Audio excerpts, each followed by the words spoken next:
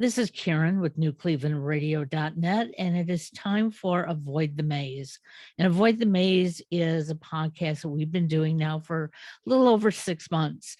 We're all on a journey in life, and you don't know what somebody is going through at any given time. They can look perfectly healthy, perfectly happy, and yet there's something underlying. And I met Rabbi Michael Ross online, and you surely have a background story journey that you've been on for a while. And a lot of it, as I was reading, I didn't quite grasp. So I'm going to ask you to fill us in a little bit. Sure. So thank you for welcoming me into this environment. I look forward to sharing parts of my story. I know from experience that when I have shared parts of my story, other people who have had similar issues have benefited from hearing these stories. So thank you for helping to get the word out, so to speak. So let me start with the most current piece of this story. A couple of weeks ago, I had a minor surgery procedure, and the surgery procedure was part of a 15-year medical process called deep brain stimulation.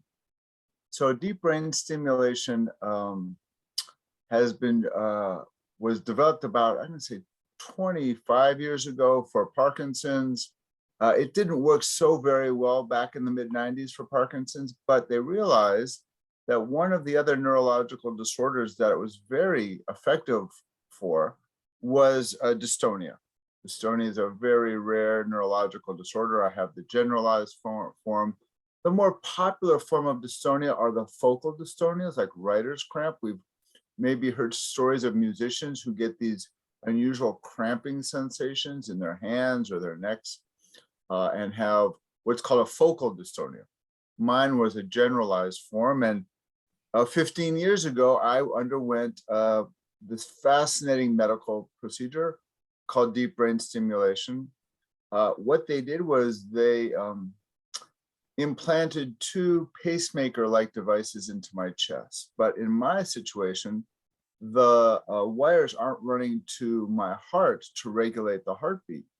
Mine go behind my neck to posts in my head and then down into the basal ganglia, a region of my brain, where this neurological disorder is occurring. There's misfirings of the in the basal ganglia region, and so the electrodes are implanted deep in, and there's a quiet stimulation that's turned on, and this mild current of electricity seems to quiet the noise in the of the misfires. I'm not sure anyone knows exactly why or how. I'm not enough of a medical or scientific person to understand that element of it, but it is dramatically successful. For 35 years before that procedure, I had a pretty significant series of muscle crampings in my right ankle and my right arm. My right ankle got so compromised over those 35 years that my ankle would turn in and under, kind of like a club foot. I would have to wear like high top basketball shoes to give my ankle enough support and rigidity to keep it in a flattened place. But I would go through the day with a lot of muscle spasming and heavy medication to try and minimize the spasming. And by the time the procedure was done, in the, I'll say it was February of 2007, I could probably walk about 100 to 200 yards without tiring. My range was pretty limited. And at the time, I was a rabbinical school student at the Reconstructionist Rabbinical College up near Philadelphia, and it was really impacting my daily life. The spasming also was not only in my right ankle, but as I mentioned, in my right arm, which meant I had to write left-handed. Wow. I had to do all my fine motor skills, brushing my teeth, opening the car door with my left hand. And that was tolerable, not preferable, but tolerable. Uh, and so what we see on TV, like there's a couple of famous versions of deep brain stimulation on medical shows, and they plug people in, and all of a sudden they're immediately dramatically better. That's the case probably in Parkinson's. It's not so much the case in dystonia. Once they connect the stimulators and slowly turned it on, it took several weeks for the first positive effects to become noticeable. I remember my muscles had been doing their unusual misfirings for 35 years. So there was a lot of historical muscle memory of like the Sure. wrong way to move. But I do remember about a month after the procedure and the beginning of the programming sessions, every several weeks, several months, I would go in to have the settings assessed and then reassessed. So after that first month, I remember standing in synagogue for a Saturday morning service. And prior to that, if I was standing, I couldn't stand for long periods of time without some support. So often I would reach my hand forward and get some balance off of the chair in front of me or the pew in front of me. And so I was standing that morning, and I realized for the first time in several decades, I didn't have to reach forward and rebalance myself off the chair. And then that morning, I was serving as an intern for a synagogue in Westchester, Pennsylvania, and I was called up for an honor in the morning Torah service to say to thank God over the successful surgery and to feel like I had made it through the surgery part. And as I was walking down the 3 steps off of the raised platform, the bima, typically in prior experiences when I was doing that kind of physical gesture of walking down steps, I would need to use a handrail because I would need that extra support. Sure. My ankle was problematic. It was not. And so what I realized for the first time, and again, several decades, when I went to walk down those 3 steps, my ankle was responding the way it was supposed to. Wow. And so I was just filled with this tremendous sense of, oh my gosh, it's working. And so about a month or two, about 2 months later, I left on a flight to Jerusalem to spend the summer studying in Jerusalem. And I knew I was living a mile away from the different places that I was going to be studying at. And for folks who don't know, Jerusalem's a walking city. Unless you take taxis everywhere, you really have to walk up and down these tremendous hills. Sure. And so I was hoping my walking would improve. And throughout the summer, it got better and better. And I wasn't only walking 1 mile, I was walking several miles each and every day. So it was really dramatic. As my body got re-enabled, re-enlivened, it was just a fantastic process.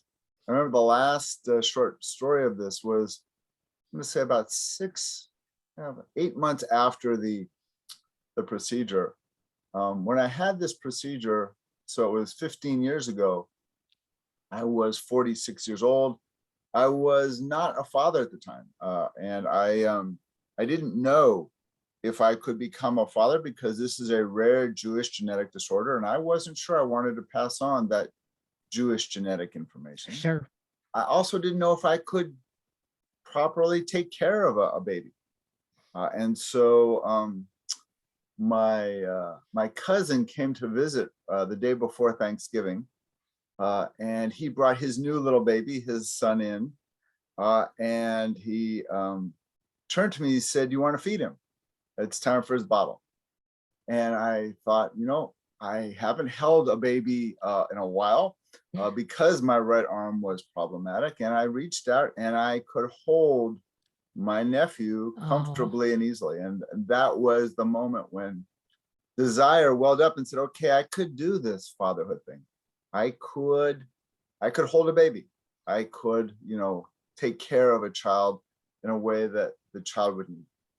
And that was a very, very I'm impactful sure. Heck, part of this, because as I began to develop a sense of physical wellness, um, my wife and I began talking about how we could get pregnant with IVF. And so at Hanukkah, I celebrate two miracles. I celebrate the miracle of my own physical um, re-enlivenment, and I also celebrate the birth of my son 5 years later through IVF, because what we did was we did something very new in medicine back in 2007 called pre-implant genetic diagnosis, PGD for short, where they look, when they take the man's sperm and, in our case, the egg donor's egg, and they mix the two together. After 3 or 4 days, they can assess how the cell duplication, replication is going on, and then do some genetic testing. So the egg donor provided us, I think, with 10 embryos or 10 eggs. We fertilized those eggs, and on the 4th day, we assessed them, and we saw that 3 of those eggs had problematic chromosomal abnormalities, likely from my genetic disorder. Those were destroyed. The other 7 were implanted in my wife over the course of time, and the next to last one is my son, Gabriel. how terrific. And that means that not only have I regained my physical wellness, but he has been screened for the disorder, and he won't be getting it. He won't be inheriting, all likelihood, he won't be inheriting that genetic information. So the coming back to the contemporary moment, the reason I have to get medical assistance every couple of years, that the batteries that run this electrical stimulation every 5 years have to be replaced. They're only so good. And so a couple weeks before Thanksgiving, it was the time for the 15-year replacement. I got done it at 5 and 10, and this was time for 15. So I went in, and they prepared me for surgery, and something that I have been doing at each of my surgeries as a rabbi, I kind of have access to Jewish wisdom and Jewish metaphors, is as the surgery is, in the minutes before I'm getting the anesthesia, I begin singing to myself a song that we sing on Shabbat called Shalom Aleichem, which is to welcome in the angels. And it's got 4 stanzas, and the first one is to welcome them. Then the second stanza is to greet them as they enter. The third stanza is to bless them. And then the 4th stanza is to send them away. And so the first time I did this 15 years ago, I was not receiving general anesthesia. That surgery was a 7-hour surgery where I was awake. They needed me awake to have me respond to see where the problem parts of my body were. So not only did I need to be conscious, I needed to be quite alert. So there was some local anesthesia going on, but not a lot of relaxation. It was a pretty tense environment. So I remember singing to myself that I needed to help the hands of God that were coming in to help me, and I needed to bless them. And so I sang that first stanza of welcoming them in, and the second stanza of greeting them. The third stanza was, a couple hours into the surgery, where I remember singing, I'm blessing you now. You're deep inside my brain, and I'm blessing you to be in the exact perfect location for this healing to take place. And indeed, that's exactly where they were. And then a couple hours later, I said, okay, you guys get out now. Go. Blessings on your leaving as well as your arriving. And so I have done this kind of blessing practice at each of the surgeries. Now, for the battery replacements, it's a bit quicker. They do general anesthesia, so I only have about, 5 or 10 minutes to go through the blessing practice. But I do the same thing, and I feel like I need to be opening myself up physically to what's happening, and inviting in the the hands of the neurosurgeons to do what they need to do. And it's how I kind of prepare for surgery. And it is been a very sustaining practice in my therapies. Let me also say that these programming sessions that I mentioned earlier, they happen every 6 months or so. And so I make sure I am in regular contact with not only neurosurgeons who can do the surgeries, but the neurologists who do the programming. And I had a very unique neurologist at Mount Sinai in Manhattan who had created a new protocol for these kinds of procedures for adults. Many of the people who have these surgeries are young people, kids, teenagers. But for adults who have had ongoing issues, they've created a protocol. Michele Tagliati is the neurologist, of very low levels of stimulation. And somehow that was very effective in my case. And that has allowed me to have a dramatic response to the stimulation. And so it's been very, very effective in my environment. So you mentioned that dystonia happens to be more of a Jewish inherited disease. And The generalized form is. And I know sometimes, we ask ourselves, how do these diseases identify in certain populations? So let's go back to when you were having the problems. How long did it take them to actually diagnose that you had this disease? Yeah, that's a great question. Symptoms onset happened when I was 12. I was playing basketball in a local basketball league, and I started noticing some muscle spasming.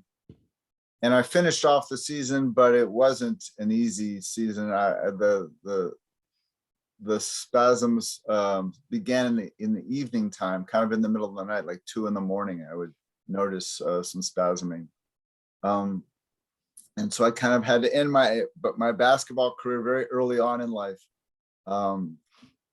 And for the first several months, my parents and I just didn't know what was going on. We just noticed there was spasming, that I wasn't able to kind of do the kind of running up and down the court I wanted to do. And we started going around to doctors in Los Angeles at the time to find out what they could know. This was 1973. And there was not a lot known or written about in 1973. I wasn't even formally diagnosed, I think, for about 3 years. Wow. Dozens of doctors turned into scores of doctors, because I would go to teaching hospitals like UCLA, where it wouldn't just be one doctor, but 10 doctors coming in. And a lot of like, we don't know what this is. It's weird. Finally, about 3 years in, there was a guy in Houston, Dr. Andaman, who had done some research about rare disorders, neurological disorders. And he was the first doctor to kind of name it. So I was 16 at the time. And from his, at least, naming the rare disorder, we were in contact with the one medical professional in this country, Irving Cooper in New York, who was actually doing his life's research on dystonia, generalized dystonia. And we flew out to meet him in 77, so I was 17. And they had begun doing some medical oral therapies, Valium, 60 milligrams of Valium 3 times a day to kind of moderate some of the noise in my body. It was somewhat helpful. As an aspiring basketball player, I said, so can this cure me? Can this surgery that he had developed cure me? The surgery he had developed in 77 was cryosurgery, where you would actually freeze a tiny part of the brain and cut it out and remove it. And he said, we're only getting success in about 10 or 20% of our patients. The most extreme cases, you're not in this extreme category. Yes, you have this disorder. Yes, it's degenerative. It will get worse, but your therapies, this Valium treatment and other medical therapies, this is going to be, what he would say was going to carry me through for a few decades. And so at least I had talked to the one medical professional who could validate my own disorder and say, hey, he had seen other people with this disorder. Right. And this is kind of what their experiences were like. So I had at least that affirmation that I wasn't crazy, that I hadn't invented this. There were doctors that said I was, inventing a lot of these things in my own mind from the stress of being a teenager. And what I realized at about this time was that my dream of becoming an NBA basketball player, or even a college basketball player, had died. And as that dream of basketball died, I had to come up with a new passion in life to follow. And so I kind of moved from playing basketball to describing basketball. I became a high school public address announcer. When I went to college, I became the play-by-play announcer at USC for their campus radio station. And I started a career in sports journalism that developed into a full career as first a sports journalist and then a newspaper journalist. And that was kind of my route through the dealing with the traumatic loss. Yeah. It's interesting because your journey, a lot of people think that when we are young, we come up with this idea of who we want to be, and we create that path, and we're just supposed to keep going down that path for the rest of our life. At least that was my generation. The reality of it is, even my generation didn't do that. We thought we were, but we kept taking those turns. I, for one, developed very debilitating migraines when I was 18 years old. And probably similar to you, most of the time when I wasn't in pain, people said, well, look at her. She's up and around. She's going to class. There's nothing wrong. And even when I did get those migraines, I had parents who said to me, just work through it. That was their work ethic, and became mine. And it took almost 50 years to identify where my migraines were coming from. Wow. So I see what you have gone through. And our listeners have to understand that sometimes these diseases are masked by so many other things. And the people around us don't understand that we are in pain, or we can't do exactly what we want to do. But you went from wanting to be a basketball player to doing commentary, being a journalist, and a rabbi. So how did the rabbi get into all this? That's a fun question. So around 1998, 1999, I divorced my first wife. We'd been married for 7 years, and we'd been together for 11. And we had just grown apart, and it just wasn't a comfortable environment for the two of us.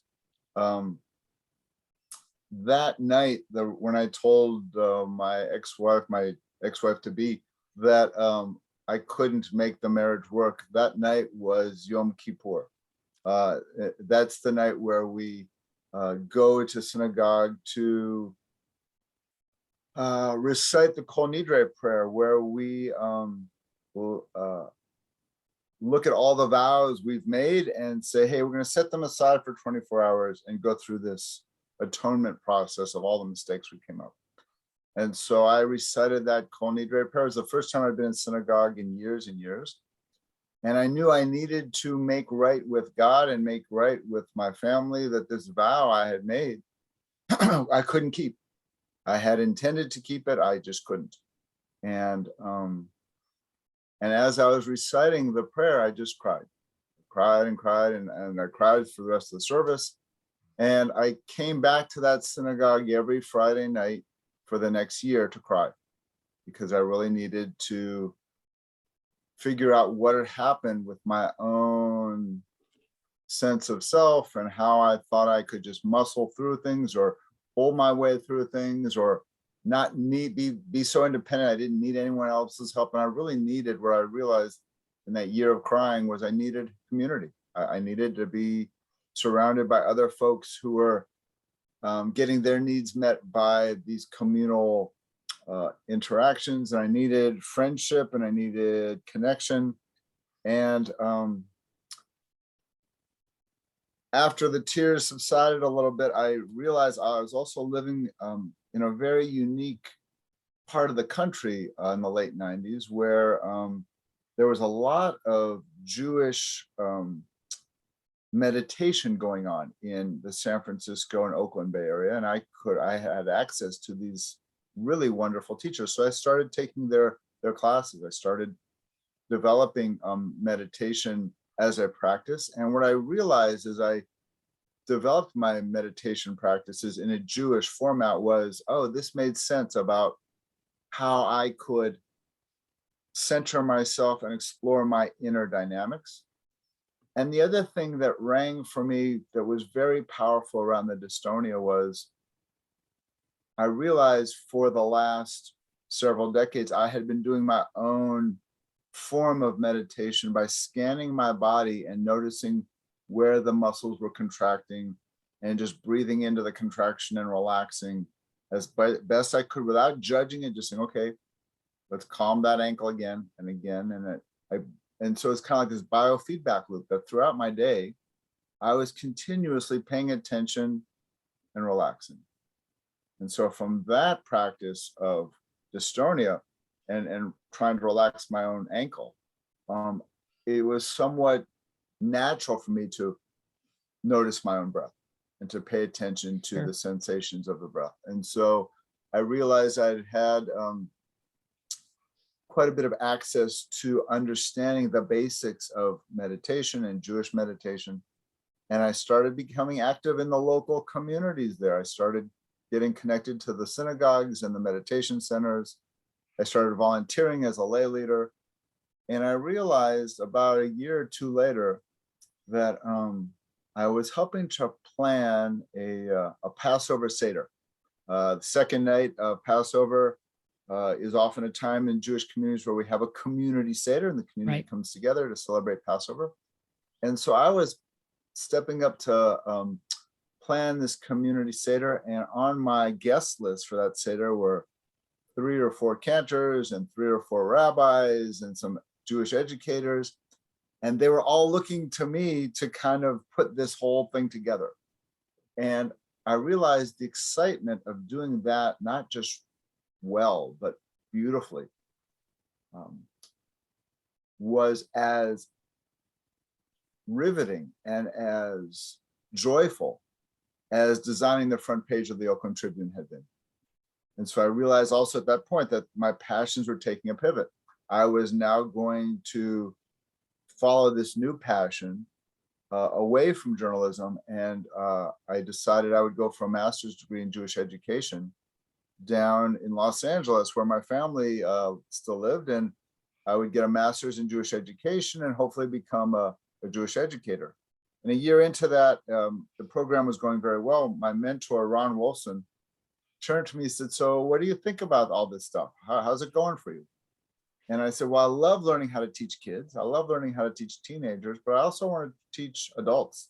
And I want to teach seniors. I want to teach nursery school kids. I want to teach everybody. And he said, oh, for that, you're going to need more than a master's program. You're going to need to go to Jerusalem for 5 years. Or you're going to need to go to rabbinical school. And I said, oi.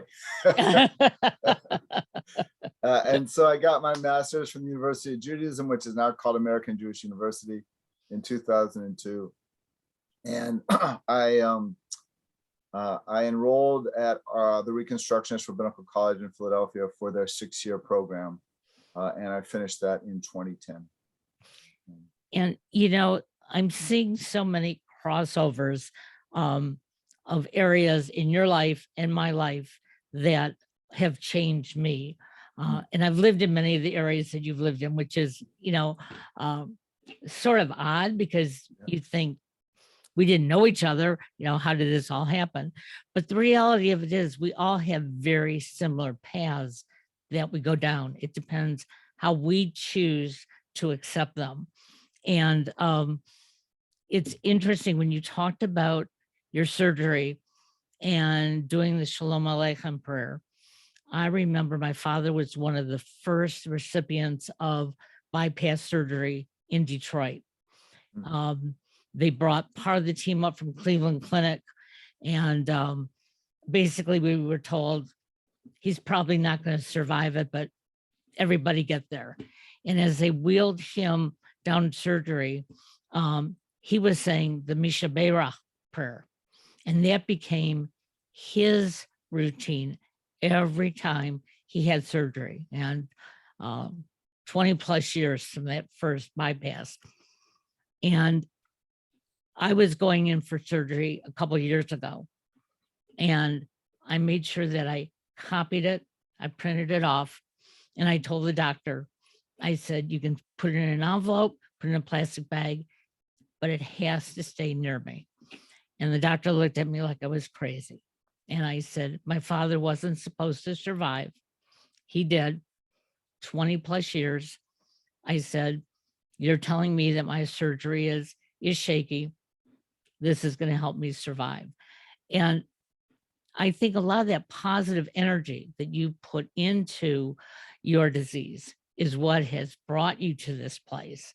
And it's not easy. No. And in some ways, you were very lucky that you had parents who could take you to doctors and find the help. So many of our listeners are probably sitting up there and going, you know, I can barely afford my copay to go to the doctor. But what I always recommend is get your message out there. Let people hear it, because there will be somebody who will take you under their wing, or maybe you'll learn something from this. I know I've heard of the disease before, never understood it.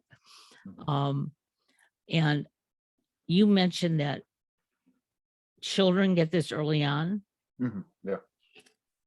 Wow. So we have a kid who we may be saying, oh, it's just growing pains. And Right, exactly. well, so let me just say, locally here in Cleveland, there is a support group for dystonia in the Cleveland area. The group, the national group, is called the Dystonia Medical Research Foundation. My mom is on the board of that group. She's been on the board for several decades now. And they have a Cleveland group that works with families who are navigating this journey, and they're doing wonderful work in supporting the families, getting fundraisers out there, getting education out there, and connecting the local medical professionals at Cleveland Clinic and UH with the national and international research, and getting them the access and resources they need. So it's a wonderful development that we now have support systems in place for both patients as well as families as they go absolutely. through. So what's it like being a dad after you've gone through all these gyrations in life? Yeah, it's fascinating because I'm an older dad as well. So Gabriel, my son, was born when I was 51. He's turning 10 next week.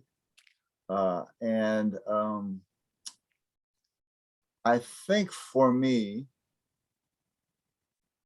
I have really enjoyed the simple daily practice of being together with him. So when he was 3 years old, he loved playing with trucks. He had dozens and dozens of trucks. And back when he was 3, I was his primary caregiver in the mornings. I would be around from, let's say, the 6 a.m. to noon shift. Our au pair would come in and have the noon to 8 shift, and my wife would have the 8 p.m. to 6 a.m. shift.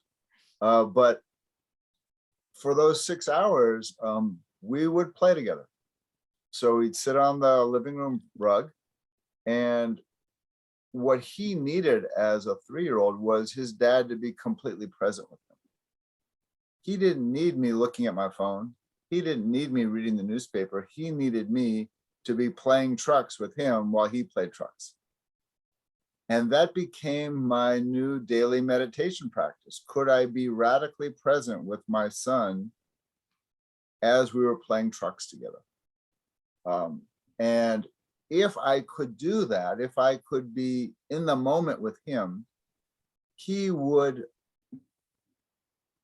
build a sense of trust with me that I would be in this relationship and be there with him.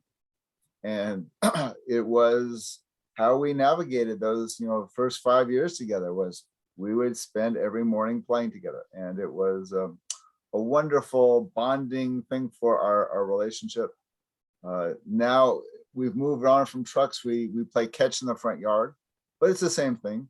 When I'm playing catch in the front yard with Gabriel, he doesn't need me to be distracted by my day's worries or the phone or the news. He needs me to make a good batting practice pitch to him so he can hit it over my head. I love that. I love that.